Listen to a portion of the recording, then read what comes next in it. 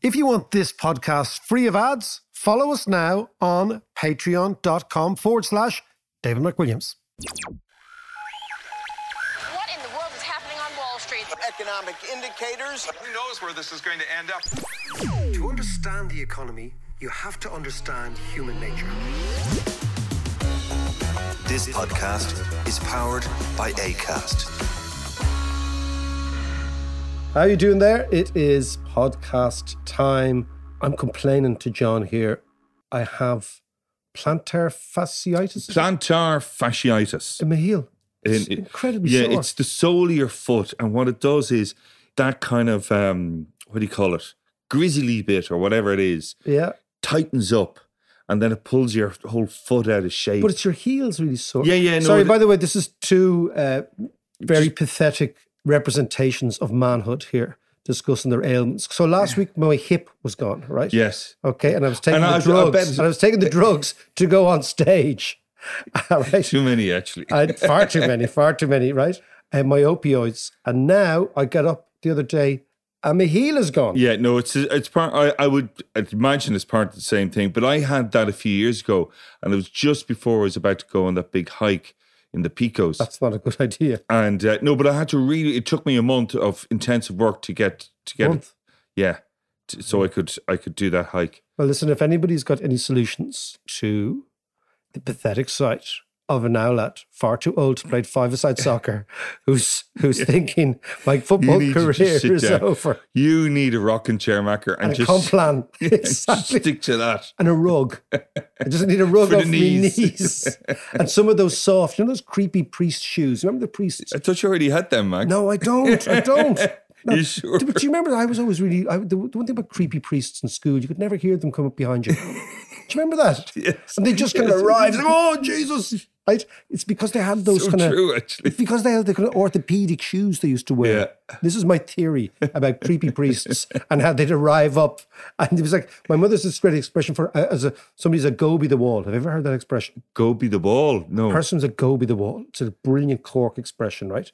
Somebody's a go be the wall. You wouldn't really trust them. They're kind of go be the wall, like they're kind of like a little shady person. Right. And I always remember the priests in school were like go be the walls because they creep up on you in their orthopedic shoes. And now I'm going to become one of them. Listen, you're just back from Madrid, you big swanky globetrotter. How was it? Fantastic. Although I've got my medical issues as well. Okay. And this is going to sound weird, but I fell out of the shower on my first night there. No, it wasn't. It was just a sleepy floor. And I stepped out. It usually is. It's called I hit this whole water. glass thing. Ah, Jesus. And I sliced up my hand and my arse, actually. And I'm just in bits. I'm really, really sore.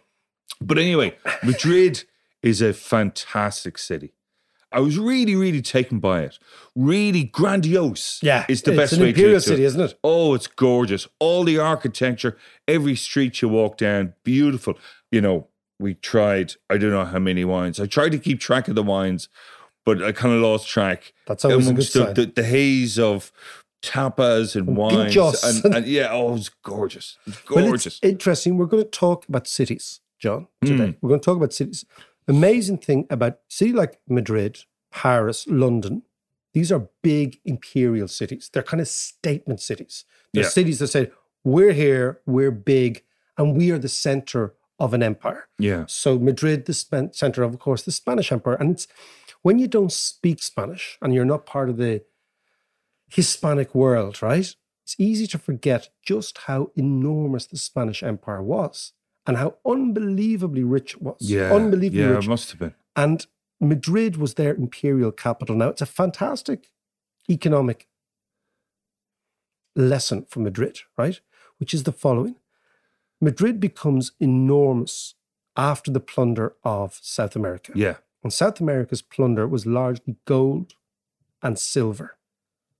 And interestingly, then all sorts of plants like potatoes and all these sort of various different plants that the Incas had perfected. So there was a horticultural bonanza as well as a metallic bonanza for white people. Right, yeah. For the ethnic Latin Americans, South Americans, it was a total disaster.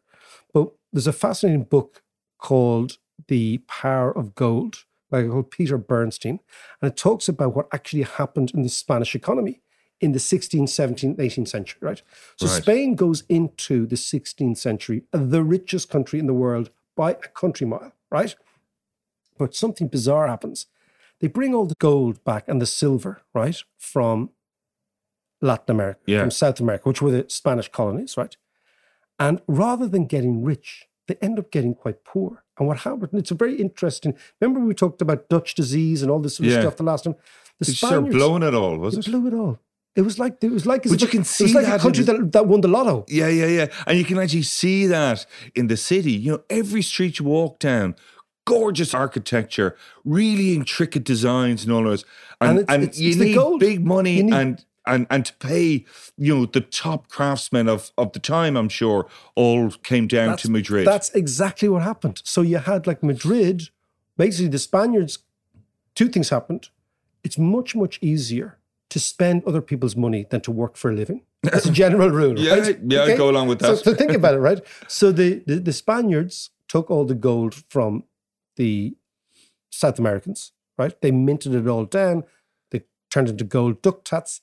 Then they had money for nothing because they were like sitting on a big mint. They were effectively sitting on a gold mine. So they started to spend the money. Then once you start spending money, sure, working's a pain in the arse. You couldn't be arse going out to work, right? Spain ends up not being able to feed itself. It's an extraordinary story, right? Wow. It ends up with no manufacturing industry, right? Yeah. They actually, as you said, they outsource everything. So if you're the star architect of the 16th century, you leave, right? And all the money of Spain ends up in the Netherlands. This is the fascinating thing. In the lowlands, right? Yeah. So the Dutch said, we'll make everything. We'll trade everything. We'll basically make everything you want. You just trade it with us.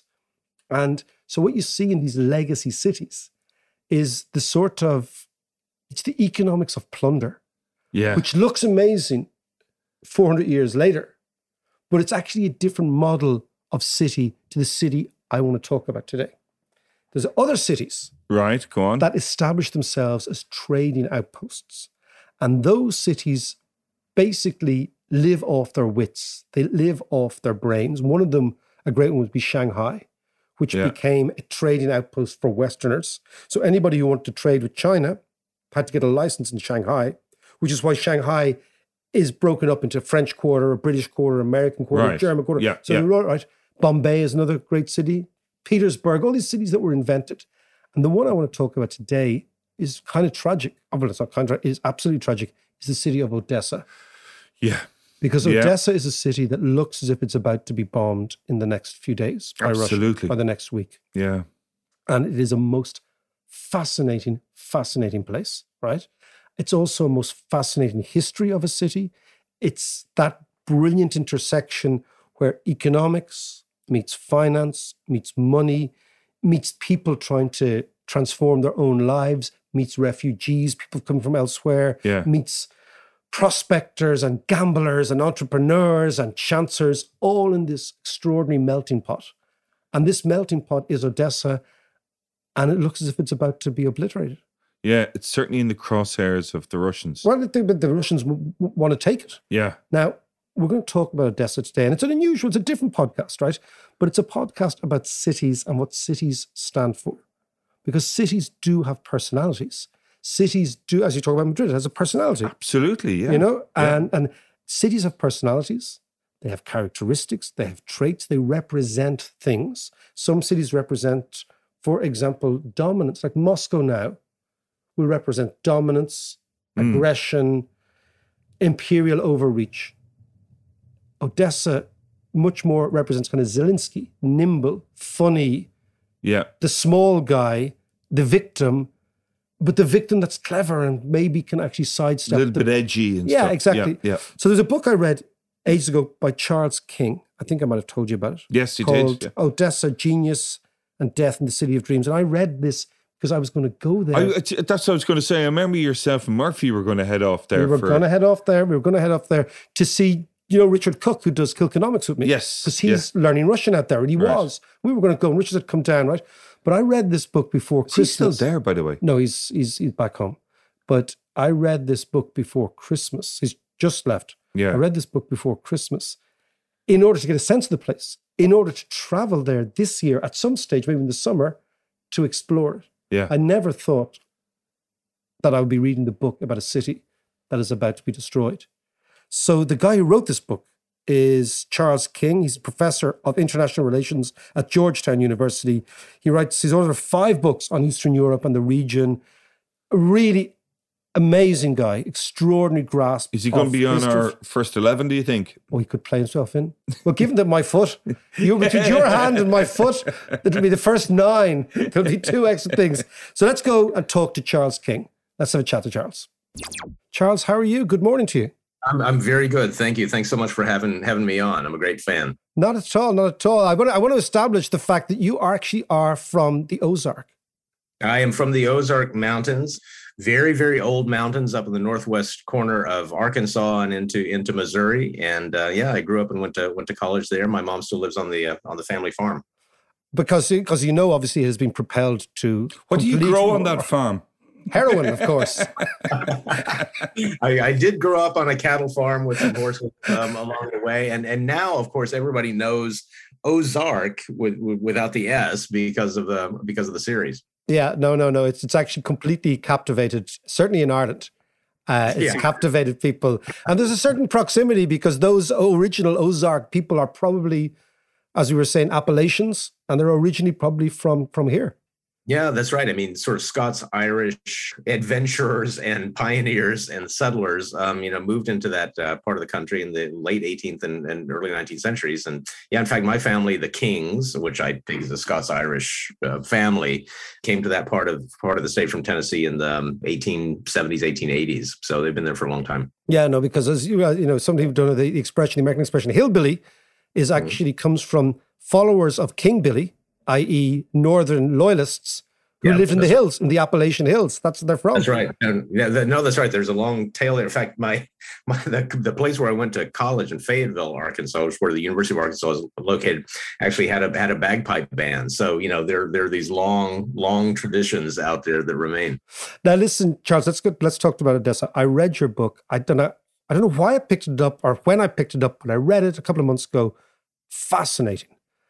Tell me about Odessa. And the reason I want to talk about Odessa, because it is very, very clear that this is the next target for this Russian invasion, this artillery attack.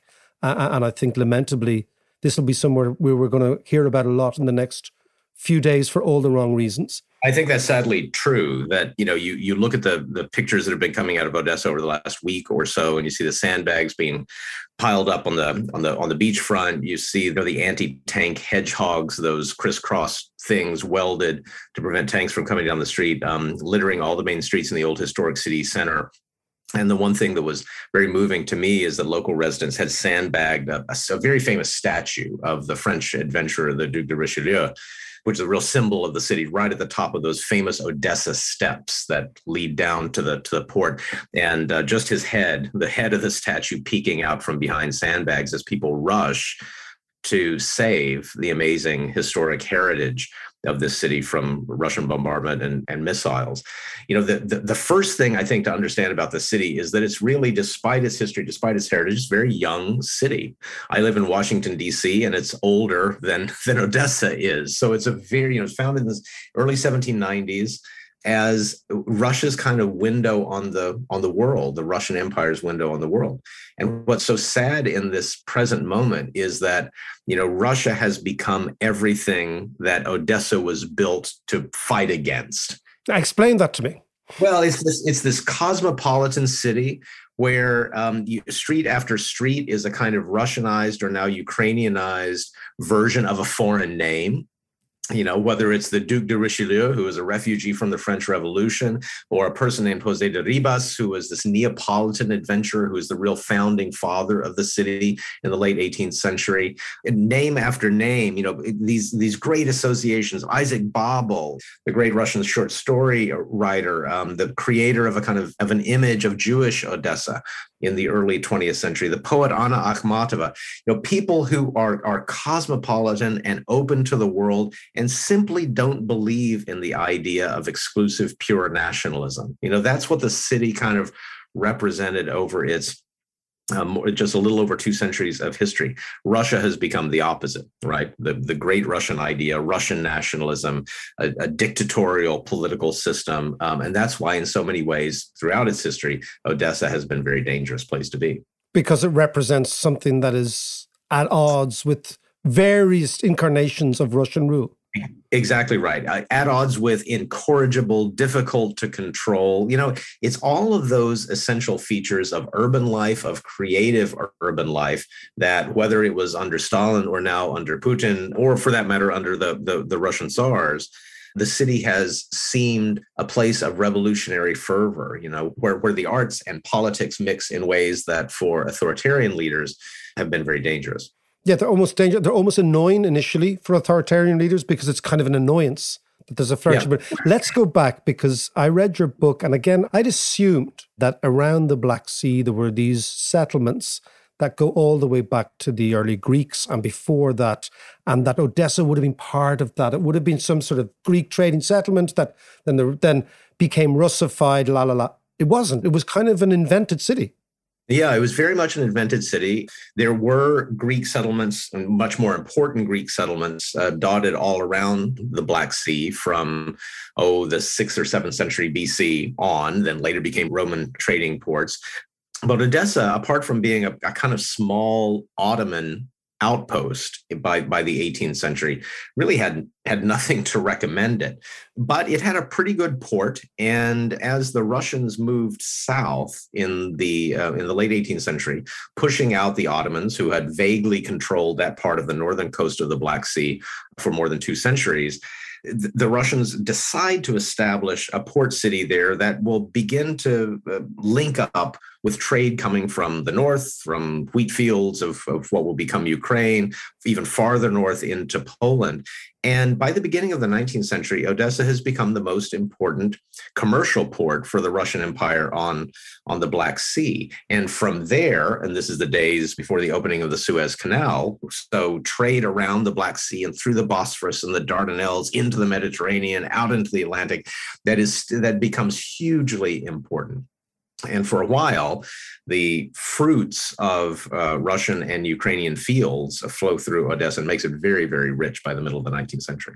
So tell me, who is living there? Again, because new cities are always fascinating, whether it's a Shanghai kind of was dreamed up at a certain stage, or even St. Petersburg was dreamed up at a certain stage. Bombay was dreamed up. These new commercial cities, they attract in all sorts of characters, all sorts of people looking for a break, people looking to make money, people looking to run away from stuff. Yeah. And therein lies their urban excitement, because you have all sorts of creatures. So who's in Odessa, let's say 100 years ago? Well, one way to think about it is this is kind of the Gulf of the late 18th and 19th centuries, right? So you've got a political power that controls the place, but since it's a free port, that is to say, it's a place where you can trade without overbearing, burdensome taxes. You have people flowing in from all across Europe.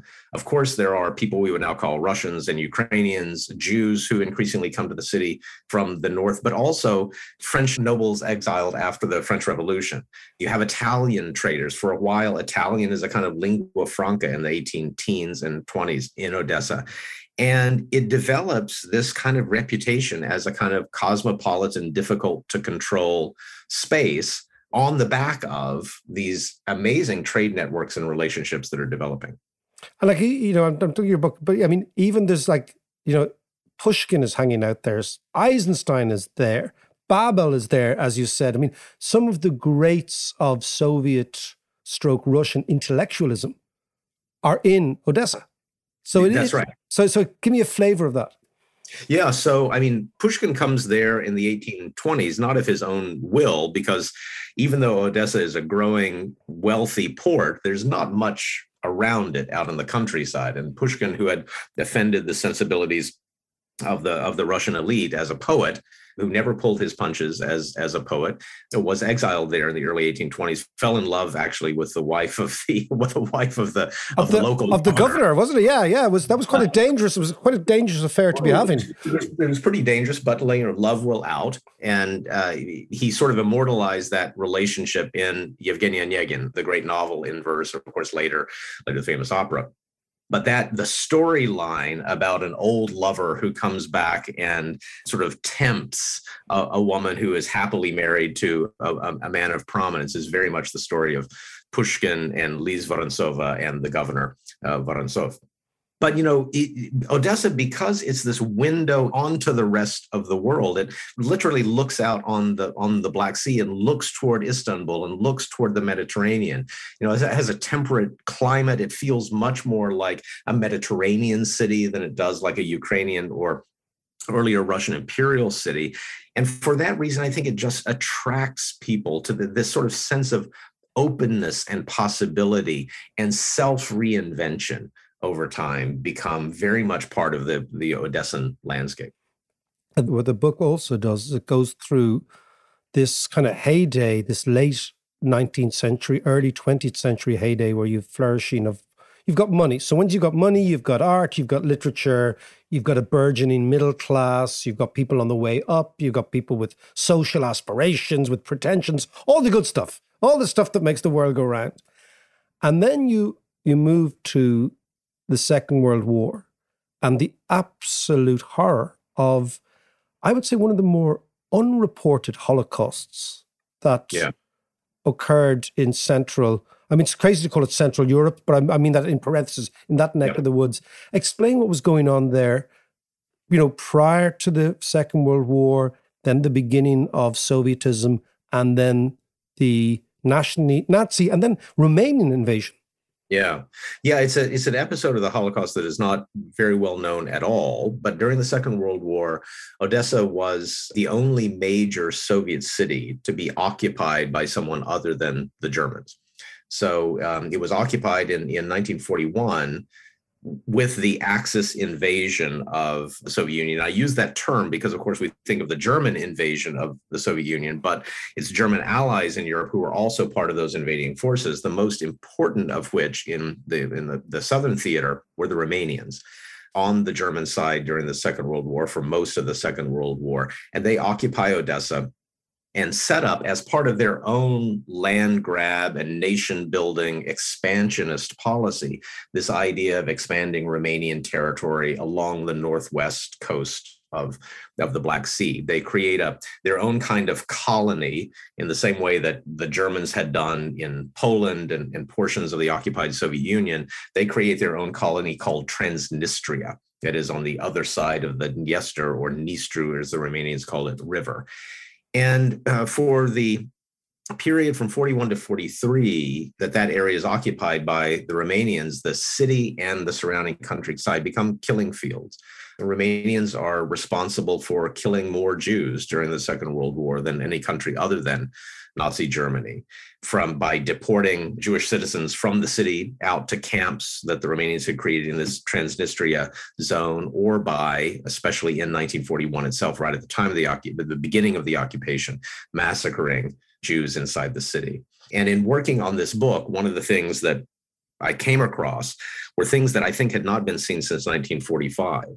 Documents, letters that had been written to the Romanian occupation authorities, where average Odessan citizens, non-Jews, were denouncing their Jewish neighbors. So, it is a history both of cosmopolitanism and cooperation and multiculturalism, but in times of crisis, the city has had a propensity to kind of devour itself. And it's both sides of that history that I think one has to comprehend in looking at the long past of this remarkable place.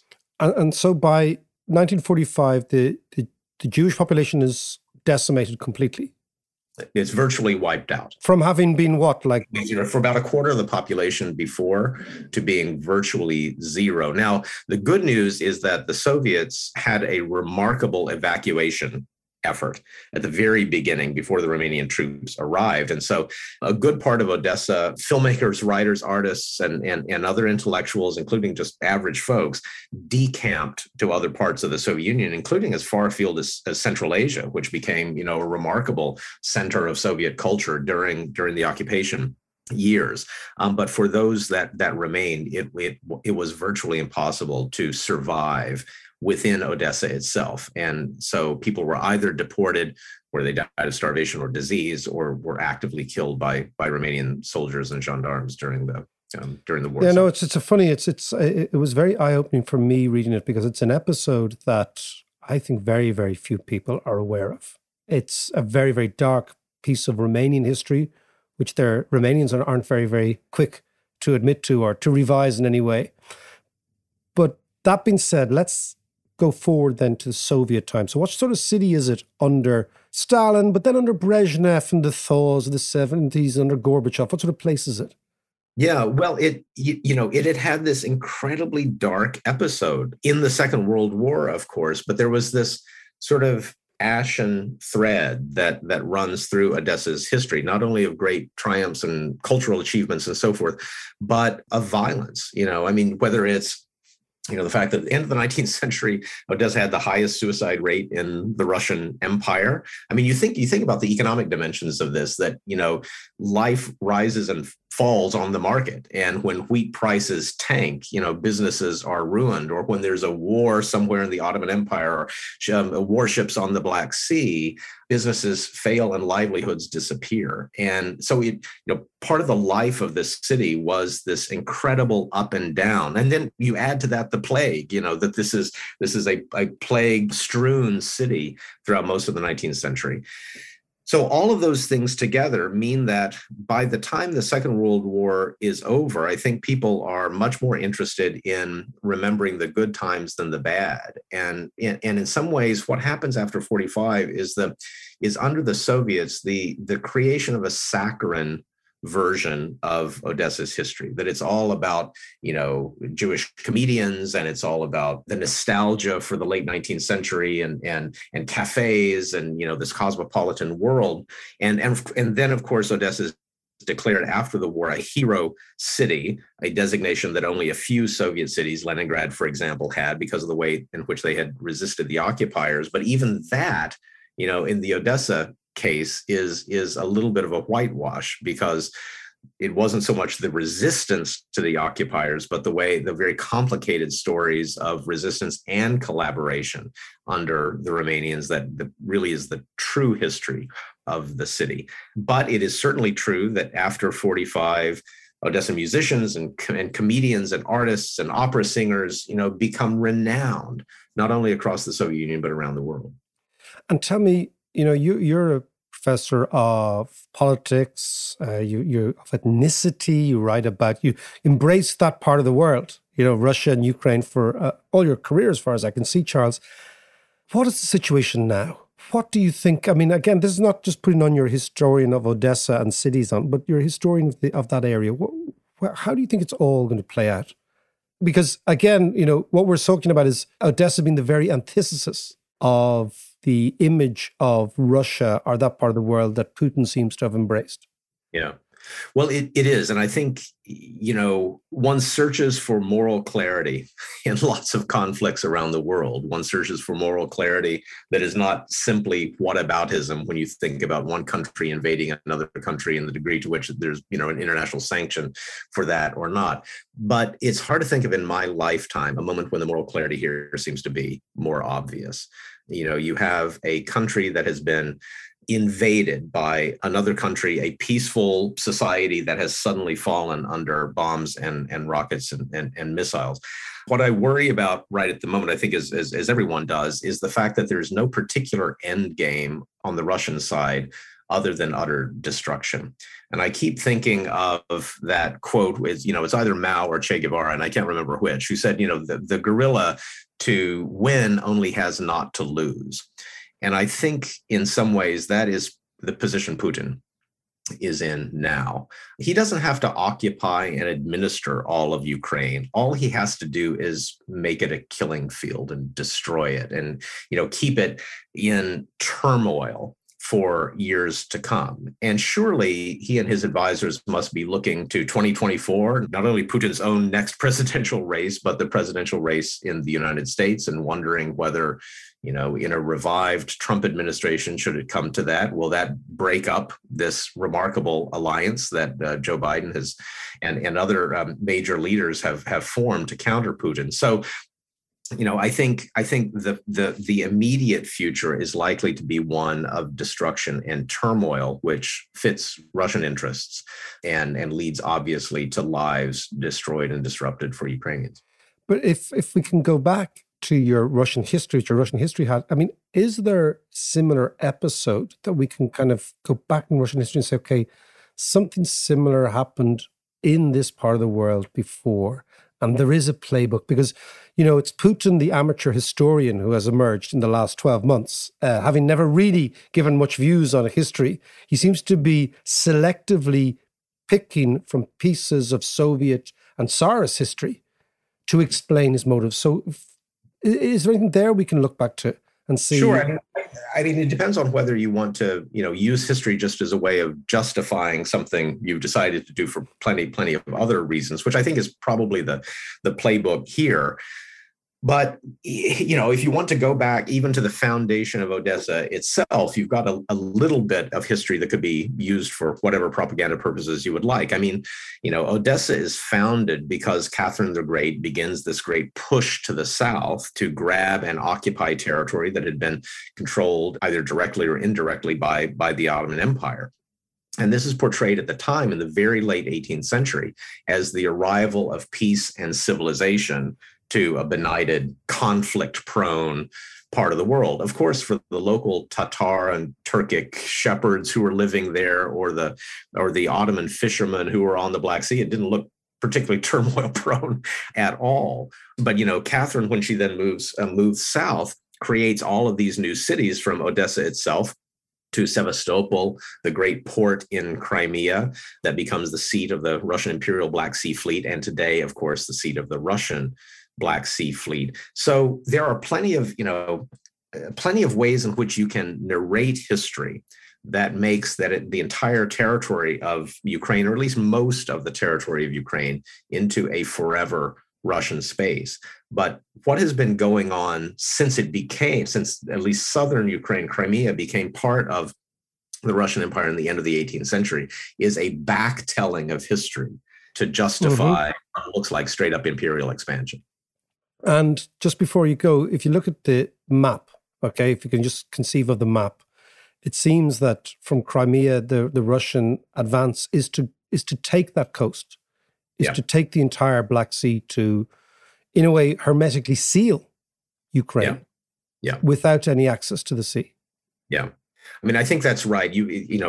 Already what the Russians have tried to do is to seize the coast of the Sea of Azov, which is the small little sea that goes off to the northeast from the Black Sea.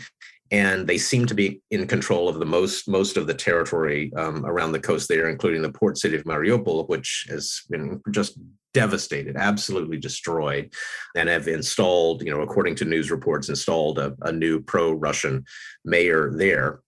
And you would expect them to continue that process around the entire North Coast, so that what remains of Ukraine is cut off from the sea. There is going to be shocking destruction, I think, in Odessa if the Russians treat it in the same way they've treated Kharkiv and Mariupol and other places they've bombarded. And we're going to see, the destruction not only of lives and livelihoods, but of some great historic treasures, whether it's buildings or artwork or statues or simply the streetscape. And it has been amazing to me the way in which Odessans have, whether they're Ukrainian speaking, Russian speaking, whatever their background, have banded together to fill up sandbags and put up defenses against an assault. It's really remarkable to think that their grandparents and great grandparents experienced a very similar thing, coming from whether it was Romanian or German bombardment during the Second World War. But they do know how to handle handle this, sadly. Charles King, listen, fantastic stuff. Well, I'll just say to everybody listening, if you're interested, and I think you should be, well, not you should be, but you could be, Genius and Death in the City of Dreams, Odessa by Charles is a really stonking read. And it's unfortunate, that I didn't think 3 months ago when I read that. I kind of picked it up because actually a friend of mine is living out in Odessa and is learning Russian out there. And he said, come on out, and, it's on the Black Sea, it's cosmopolitan, we'll have a laugh. And I was thinking, yeah, we'll go for a laugh. Yeah. And that was only just before Christmas. Yeah. And I'm really hoping that idea, go to Odessa because it's wonderful, it's cosmopolitan, you can have a laugh. I hope that in the soonest possible time, that version of Odessa can come back. Charles King, brilliant. Leave it there. Thanks so much for taking the call. Thanks very much. Mark, Charles there was really interesting. And again, Odessa is one of those bucket list cities for me. Yeah. I was watching the Odessa File, actually. It was on TV the other day. Yeah. Another classic movie. There's a couple of things that I found really interesting what Charles is saying there. Like, Odessa kind of represents everything that Moscow, Russia isn't. Well, it also, if you're someone like Putin, if you have that mentality, that brute force mentality, the very nimbleness, the very almost giving its two fingers to you, annoys you, right? Because its very existence undermines your worldview. Yeah. And that's why I think Charles is saying, and we were saying that we fear that they will obliterate it. Now, it's an amazingly beautiful city as well. Yeah. Because what happens is, it always reminds me of, you see those new cities that are built and they become commercially successful. And then there's a sort of a willy waving competition of people who say, I want to build the most beautiful thing. So, if you look at Florence in the early 16th century, the merchants built a beautiful city.